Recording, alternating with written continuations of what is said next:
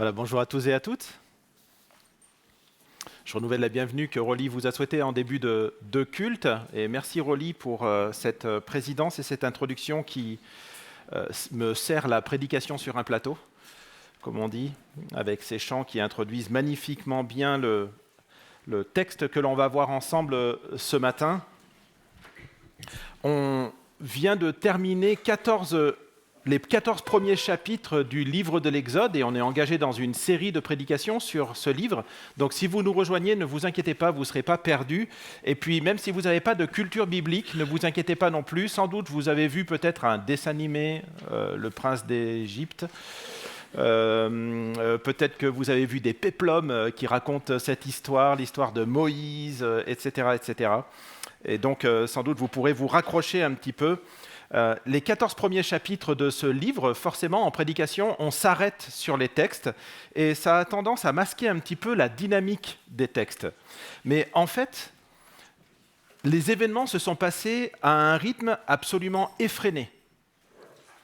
La naissance de Moïse, son sauvetage, son adoption par la fille de Pharaon, son exil dans le désert, son appel à être l'instrument de Dieu pour libérer son peuple, un bâton changé en serpent qui avale des serpents eux-mêmes issus de bâtons, une invasion de grenouilles, de moustiques, la grêle, la mort des premiers-nés, la Pâque, la sortie d'Égypte, la mer Rouge qui s'ouvre pour laisser passer les Hébreux et se referme pour engloutir les Égyptiens.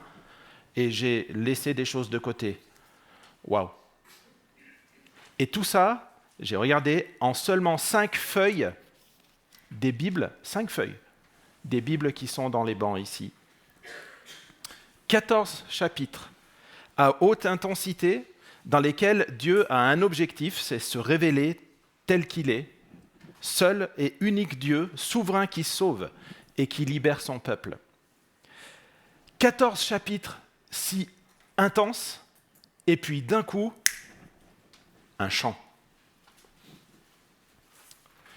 Et ça fait, je trouve, un petit peu, vous savez, coupure publicitaire, au milieu d'un film d'action où on est là et on est pris par le scénario et il y a tellement de choses qui se passent, ça va vite, ça bouge, et puis d'un coup la pub, et là on se dit « oh non », il nous gâche presque le plaisir. Et c'était cohérent de faire la semaine dernière une pause dans notre série sur l'Exode avec Scott, parce qu'effectivement la présence de ce chant dans l'Exode marque une rupture. Et on va en voir la raison ce matin. Alors sans plus tarder, je vous invite à ouvrir les Bibles, vos Bibles, et les Bibles, peut-être si vous n'avez pas vos Bibles, les Bibles qui sont dans les bancs, dans Exode au chapitre 15, c'est page 50 des Bibles qui sont dans les bancs, Exode 15. On va étudier tout le chapitre, mais on va commencer par lire ce fameux chant des versets 1 à 21. Je lis le texte. Alors, Moïse et les Israélites chantèrent ce cantique en l'honneur de l'Éternel. Je chanterai en l'honneur de l'Éternel, car il a fait éclater sa gloire. Il a précipité le cheval et son cavalier dans la mer. L'Éternel est ma force et le sujet de mes louanges. C'est lui qui m'a sauvé. Il est mon Dieu. Je le célébrerai. Il est le Dieu de mon Père. Je proclamerai sa grandeur.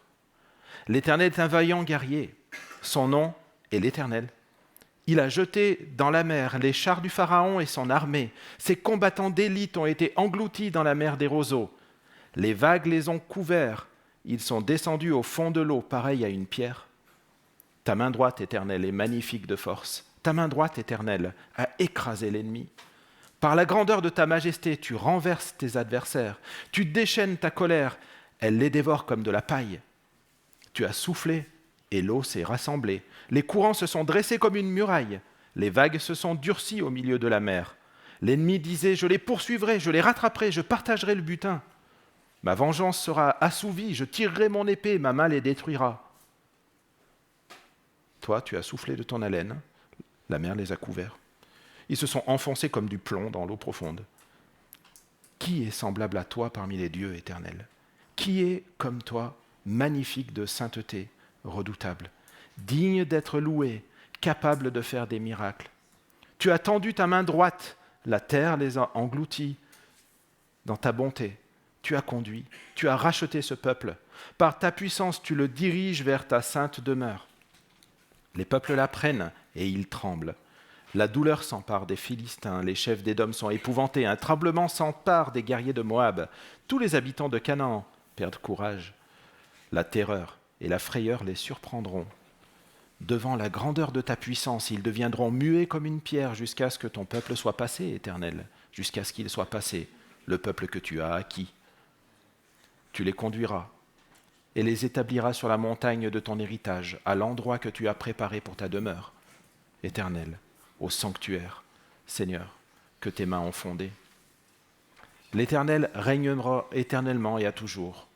Oui, les chevaux du Pharaon, ses chars et ses cavaliers ont pénétré dans la mer, et l'Éternel a ramené l'eau sur eux, alors que les Israélites ont marché à pied sec au milieu de la mer.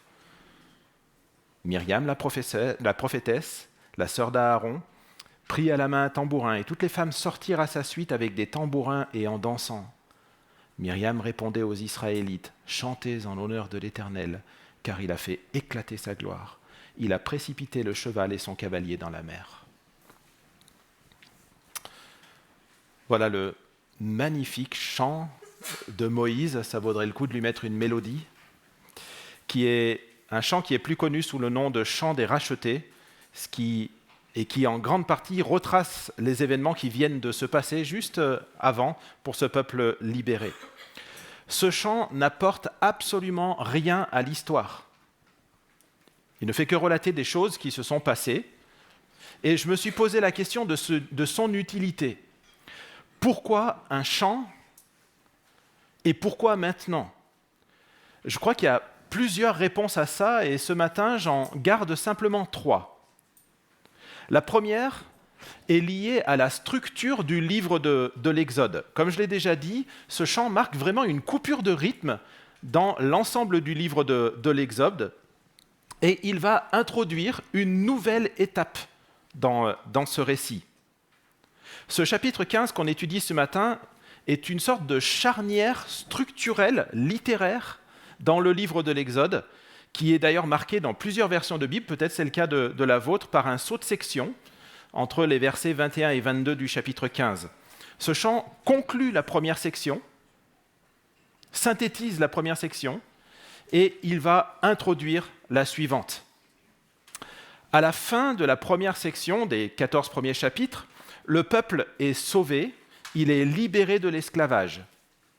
Et ce qu'on voit dans ce chapitre 15 d'Exode, c'est un schéma qui est très familier dans la Bible. Dieu sauve, alors son peuple chante. Ce chant, c'est la réponse du peuple au salut offert par Dieu. C'est un schéma biblique classique que l'on retrouve à bien des reprises. Par exemple, le cantique de Déborah dans Juges au chapitre 5, on retrouve aussi avec David dans 2 Samuel 22-23, et puis bien d'autres dans un livre qui est le livre des psaumes, qui est un recueil de cantiques, avec toujours ce schéma. Dieu sauve, Dieu délivre, et la réponse se fait par le chant. Dieu sauve, son peuple chante. Le salut pousse le chant. Il y aurait sans doute bien d'autres raisons à évoquer, mais la troisième que je veux retenir ce matin concerne la nécessité pour le peuple de se forger une mémoire. Il y a tellement d'événements qui viennent d'avoir lieu, et j'en ai cité simplement quelques-uns en introduction tout à l'heure, je ne vais pas les répéter, mais une somme d'événements qui viennent d'avoir lieu pour un peuple qui vient de naître. Ce n'est pas une nation, vous savez, comme en France, on a une nation instituée qui a un héritage, un poids, etc. Mais le peuple hébreu est en train de se fédérer, il est en train de se créer, c'est tout nouveau pour lui. C'est un peuple qui n'existe pas en tant que nation aujourd'hui. Il y a tellement d'événements qui viennent d'avoir lieu qu'il faut maintenant enregistrer l'œuvre de Dieu pour qu'elle soit transmise. Ce chant, c'est un enregistrement. Nous avons un audio de Moïse, transmissible de génération en génération, qui va être gardé dans le peuple. Il y a des études très sérieuses qui ont montré en neurosciences que l'apprentissage d'un texte, d'une poésie par exemple, est très, très, très facilité lorsqu'on lui associe une mélodie. Si vos enfants ont du mal à apprendre leur poésie, mettez une mélodie par-dessus, petite chanson par-dessus, et ça rentre beaucoup plus rapidement. Ce sont des études en neurosciences. Dieu a créé nos cerveaux comme ça. C'est intentionnel de sa part. La musique aide le texte à se graver en nous. J'ai eu l'habitude d'être assez impliqué dans des camps d'ados. Et j'aimais beaucoup faire un petit exercice avec eux en disant, vous prenez 2 feuilles, sur une feuille vous marquez les versets bibliques que vous connaissez par cœur, et sur l'autre feuille vous marquez les paroles de chant que vous connaissez par cœur. Et puis on compare. Bon, je ne vais pas vous expliquer le résultat, mais le résultat est flagrant en fait. Les paroles de chant restent gravées parce que c'est accompagné avec la musique. Et ça aide considérablement à la mémorisation. Le chant stimule notre mémoire.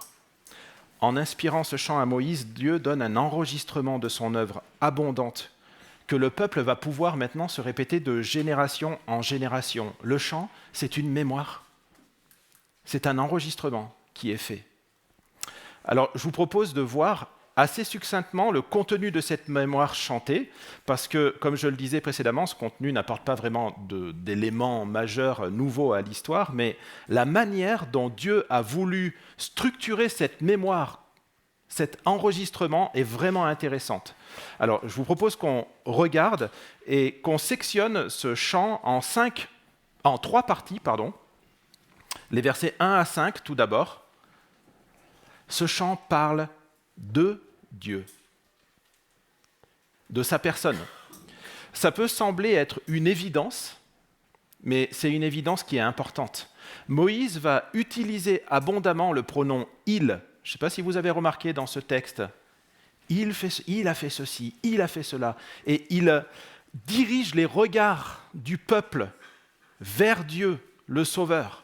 Le projecteur est braqué sur Dieu avec ce verset central de ces 5 premiers versets qui est, je crois, le verset 2. « L'Éternel est ma force et le sujet de mes louanges. C'est lui qui m'a sauvé. » Il tourne les regards du peuple vers Dieu. Il est le sujet de mes louanges, il est le sujet de mon chant. Le fait de chanter « il » n'empêche pas Moïse de dire « je » à plusieurs reprises, mais à aucun moment il décentre son chant de la personne même de Dieu. Ce n'est pas un chant égocentrique, mais il implique personnellement la communauté et chaque membre en mettant la personne de Dieu en avant. Mon Dieu, notre Dieu. Dans une deuxième partie, des versets 6 à 13, à partir du verset 6, le peuple parle à Dieu. Ce chant parle de Dieu et il parle à Dieu.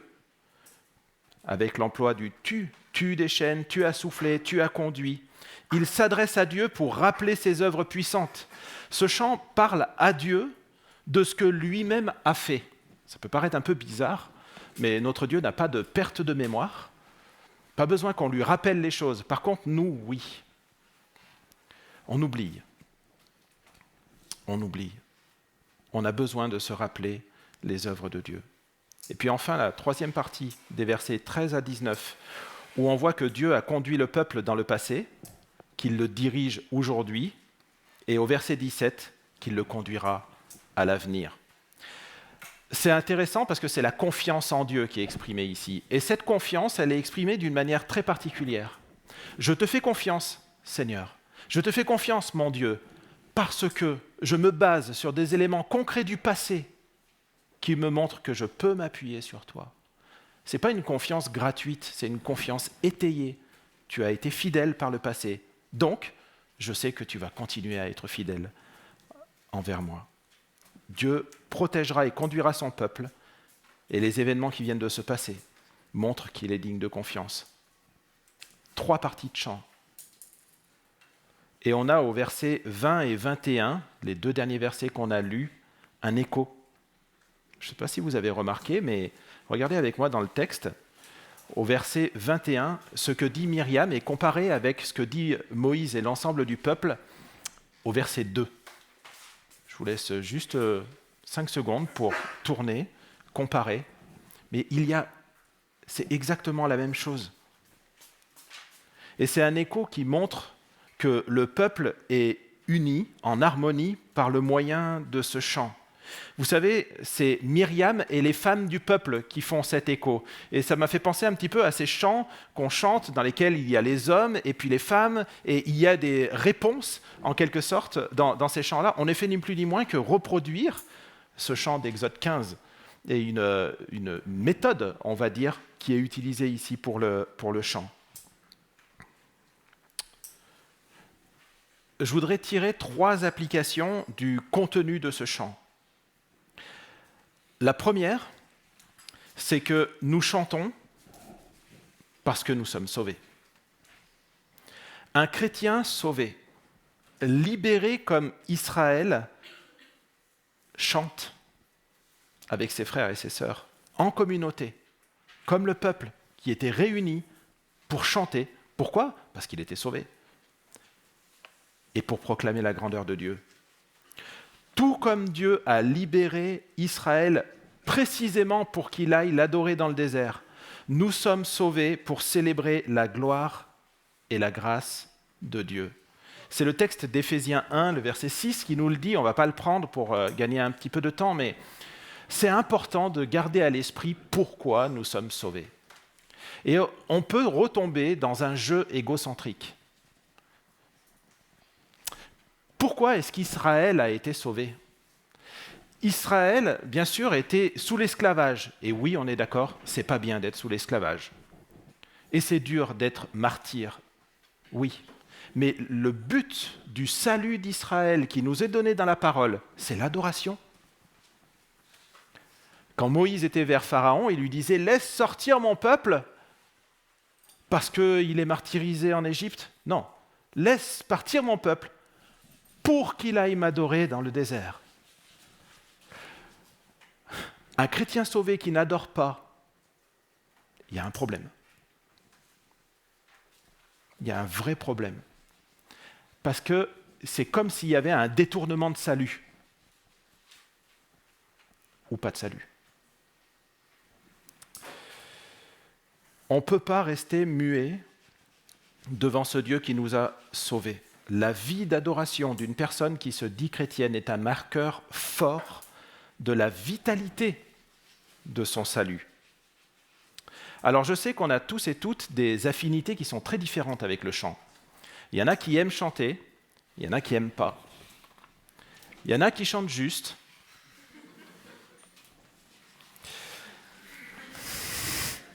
Vous savez quoi ?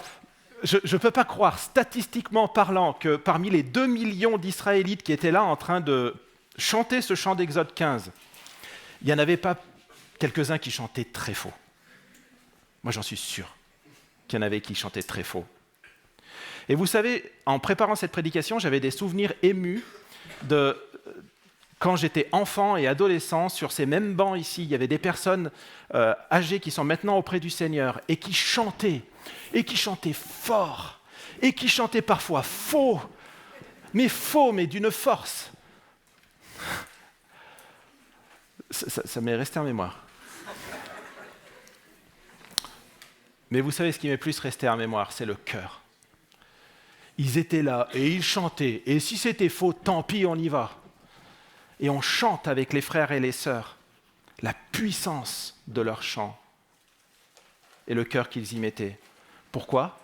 Parce que leur chant et la puissance, l'énergie qu'ils y mettaient reflétaient la joie de leur salut.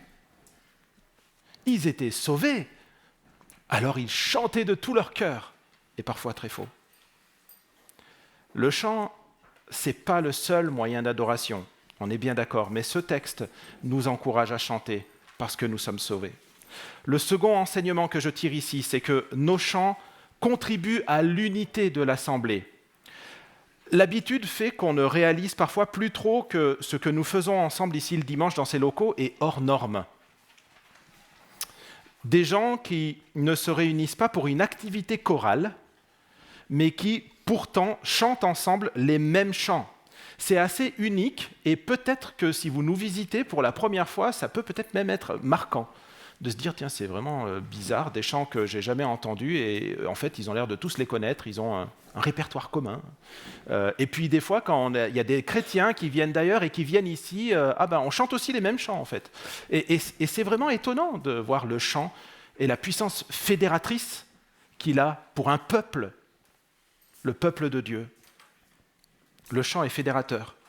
Il contribue à une culture commune de peuple, tout comme ce chant d'Exode 15 a contribué à renforcer l'unité du peuple en gravant une histoire commune. Nous chantons dimanche après dimanche, et c'est important de nous le rappeler. Pourquoi nous chantons? Et pas que ce soit une habitude, mais nous chantons dimanche après dimanche en communauté, parce que nous sommes sauvés. Et ces chants renforcent l'unité du peuple que nous formons. Le troisième enseignement que je retire, application, c'est que les chants doivent avoir des paroles qui mettent Dieu au centre. Tous les chants ne doivent pas forcément avoir la même trame que celle d'Exode 15. Mais le chant enseigne, le chant édifie. Il y a le texte dans Colossiens au chapitre 3, verset 16, là aussi on ne va pas le lire, mais je vous encourage à le noter et à le lire chez vous. Les paroles d'un chant doivent être exemptes d'erreurs théologiques. L'impact du chant dans nos mémoires est tel que si le texte contient des erreurs, c'est tout aussi grave que de prêcher une erreur. Et je remercie en particulier le groupe de musique conduit par Jonathan Bédrossian qui porte une attention particulière au choix des paroles avec une relecture de ces paroles. C'est important que la personne de Dieu soit au centre du chant, qu'il parle de Dieu, qu'il parle à Dieu et qu'il nous donne la possibilité de proclamer notre allégeance basée sur sa personne et son œuvre. Ce chant de Moïse, comme je le disais tout à l'heure, n'apporte absolument rien à l'histoire. Rien, pas d'informations supplémentaires. Comme nos chants. Ils n'apportent rien à l'histoire. Il n'y a pas d'éléments nouveaux dans nos chants. Mais ils nous aident dans l'adoration de la personne de Dieu et dans la mémorisation fidèle des enseignements de la parole. Et ensemble, nous proclamons l'espérance que nous avons en Jésus-Christ en chantant en tant que peuple racheté. Ce chant d'Exode 15, on le retrouve dans le Nouveau Testament, dans le livre de l'Apocalypse, au chapitre 15, les versets 1 à 4, où il est chanté par tous les rachetés, pas seulement les Hébreux. On pourrait penser que c'est un chant contextuel. Ah, ça c'est le chant des Hébreux, mais nous on n'est pas Hébreux, et puis c'est hors contexte. Ce chant est repris dans le livre de l'Apocalypse, Apocalypse 15. Sa validité dépasse le contexte de l'Exode. Il nous concerne directement. C'est un chant qu'on chantera. Pourquoi il nous concerne? Parce que nous aussi, nous avons été libérés de l'esclavage du péché. Alors, avant d'aborder la fin de ce texte d'une manière plus rapide, les versets suivants, je vous invite à reproduire ce que nous avons vu. On va chanter ensemble, de toute notre force. Juste. Avec un chant, et j'aurais pu prendre n'importe quel chant que Rolly a donné en introduction parce qu'ils étaient magnifiquement choisis pour ça, ils auraient tous convenu, mais un chant qui parle de Dieu, un chant qui parle à Dieu, avec des tus, avec des jeux, et qui exprime notre confiance et notre allégeance envers Dieu, ensemble en tant que peuple, hommes et femmes libres. Et je vous invite à vous lever et à chanter Prince de paix, qui en plus de ça donne un écho entre les hommes et les femmes. Donc on va vraiment reproduire ça ensemble maintenant. Ça fait petite pause dans la prédication.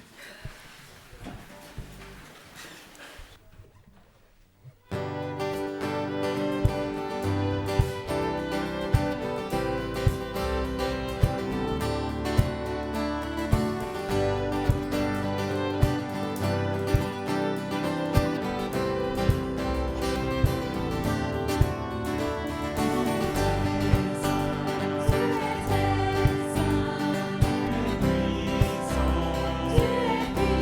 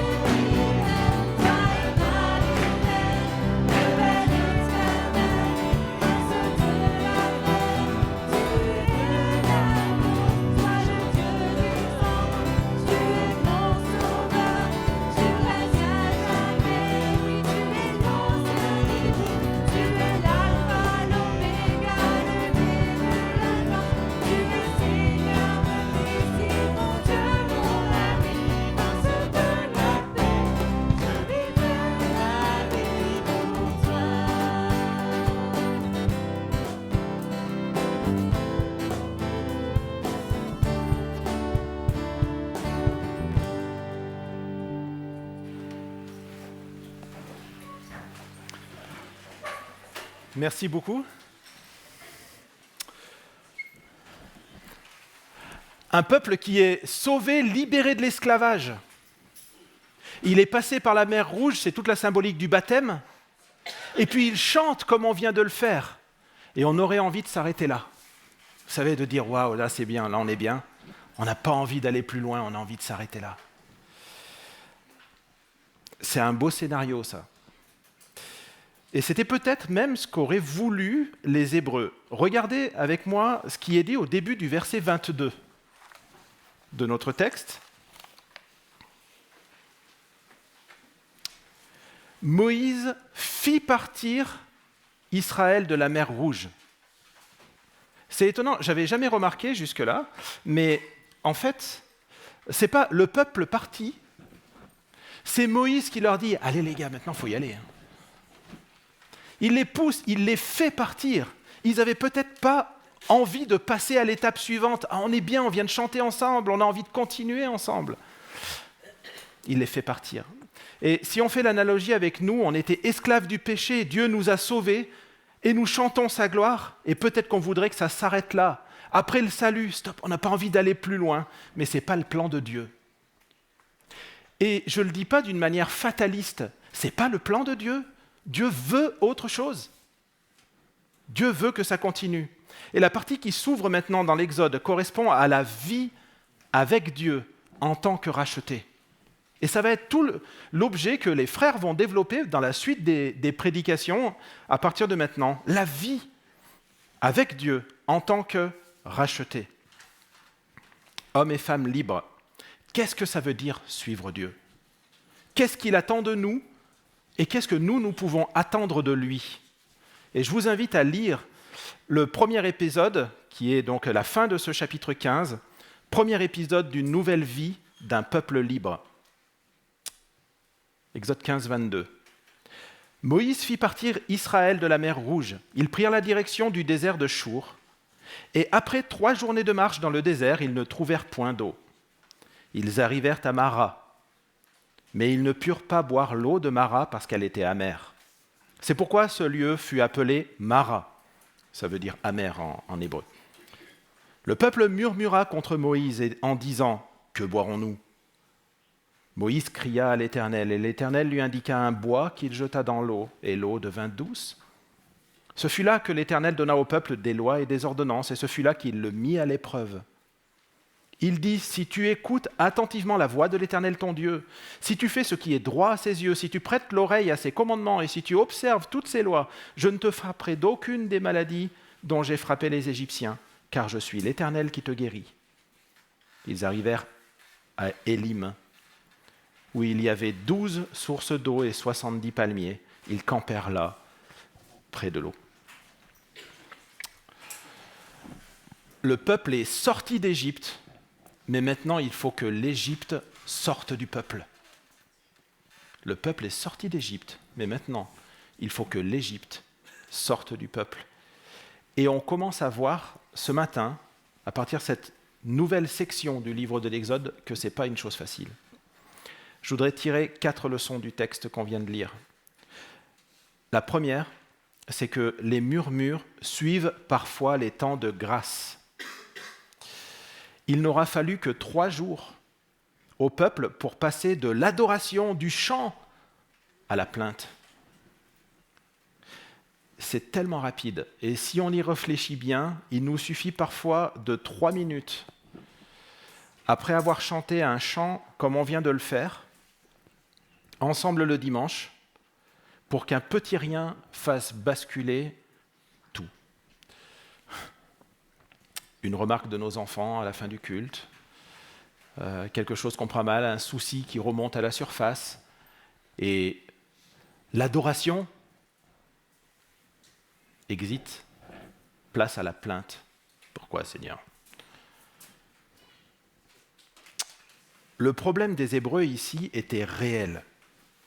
Ils n'avaient plus d'eau, et le verset 23 dit bien que l'eau n'avait pas juste un mauvais goût, mais qu'elle n'était pas potable. C'était une eau non consommable, elle était impropre à la consommation. Ils avaient raison d'être inquiets. Ils avaient toutes les bonnes raisons pour être inquiets. Le message de ce texte n'est pas du tout de dire que les circonstances que l'on vit devraient glisser sur nous comme l'eau sur les plumes d'un canard. C'est vraiment pas ce que ce texte est en train de dire. Le problème auquel étaient confrontés les Hébreux ici était réel et il était grand. C'était un gros problème. Nos circonstances apportent des problèmes réels. Et ce n'est pas un péché de présenter nos préoccupations à Dieu. Au contraire même, il veut nous entendre à ce sujet-là. Mais ce qui est un péché, c'est de les lui apporter en grognant. Au verset 25, Moïse crie à l'Éternel. Lui aussi, il est préoccupé. Vous savez quoi ? Pour les mêmes raisons, parce que lui aussi, il a soif. Il est dans les mêmes circonstances, mais la manière dont il va apporter sa préoccupation n'est pas la même que la manière dont le peuple va apporter sa préoccupation. L'attitude de Moïse est différente. Il crie à Dieu alors que le peuple crie sur Dieu.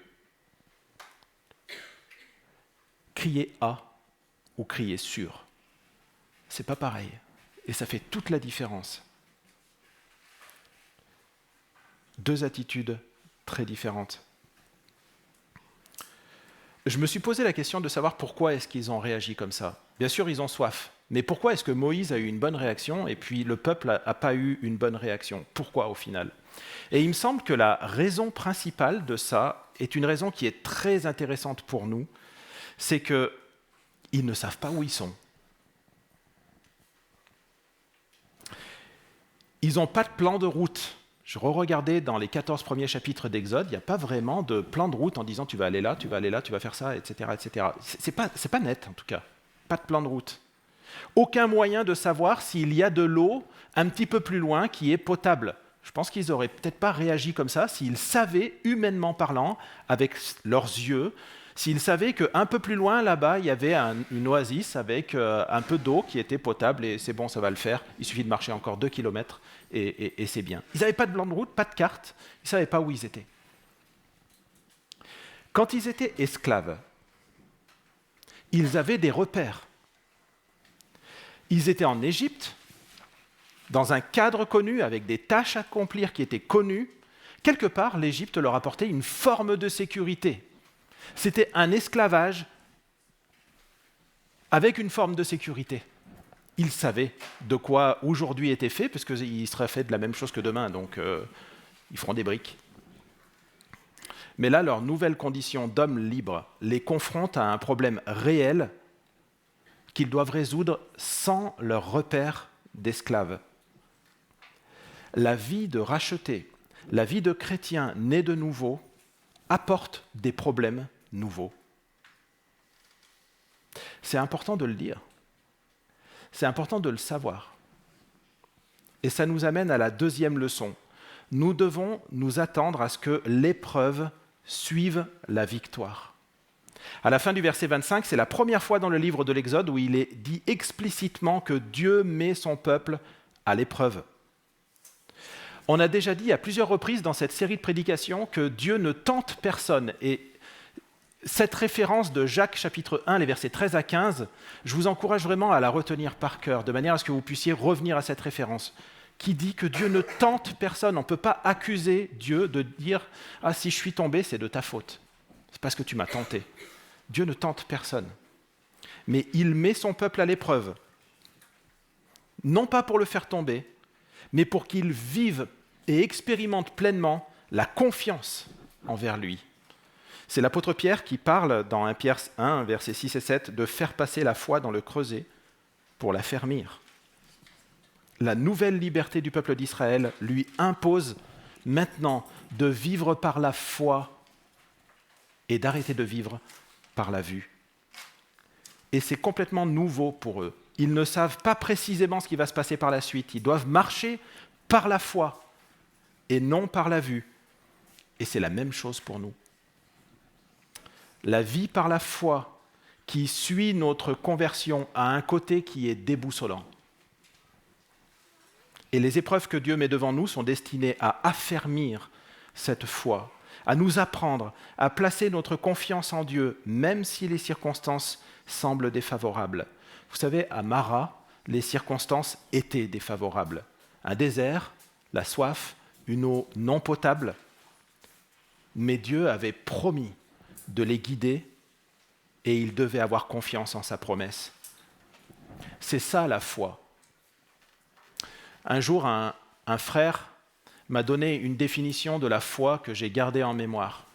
La foi, c'est croire plus dans ce que Dieu dit que dans ce que mes yeux voient.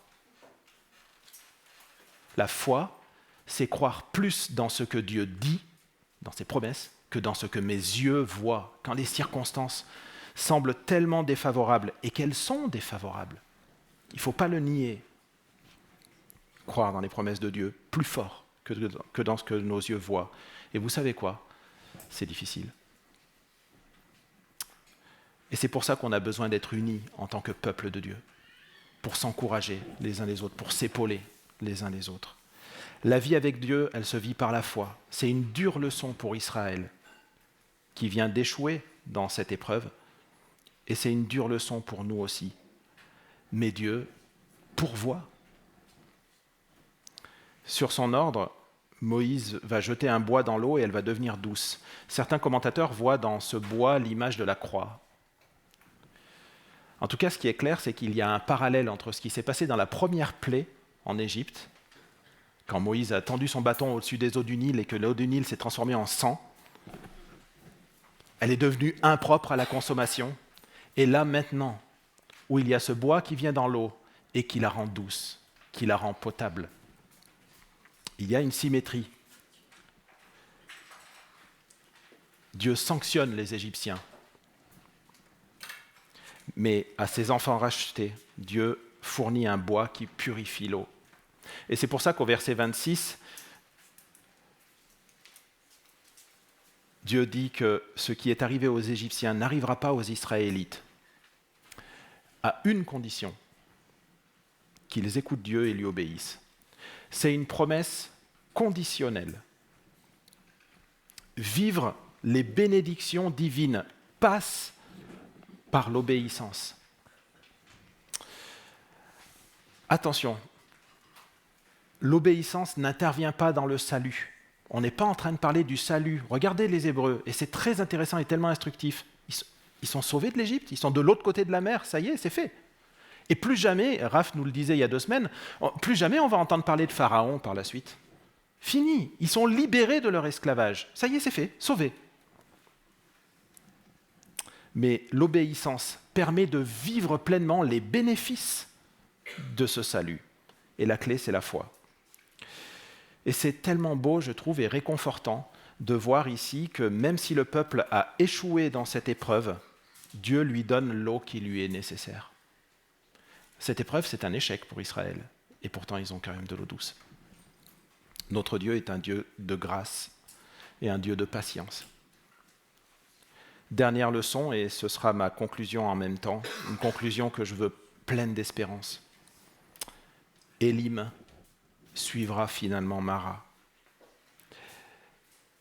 Élim, c'est un lieu de repos, de plénitude, avec au verset 27, 12 sources d'eau pure et 70 palmiers, qui sont sans doute des symboles des 12 tribus et des 70 anciens d'Israël. Après la libération, Dieu envoie Mara, mais après Mara, il pourvoit avec ce bois, et puis finalement, il donne Élim. Nous avons besoin de Mara comme d'Élim pour notre sanctification et pour notre réconfort.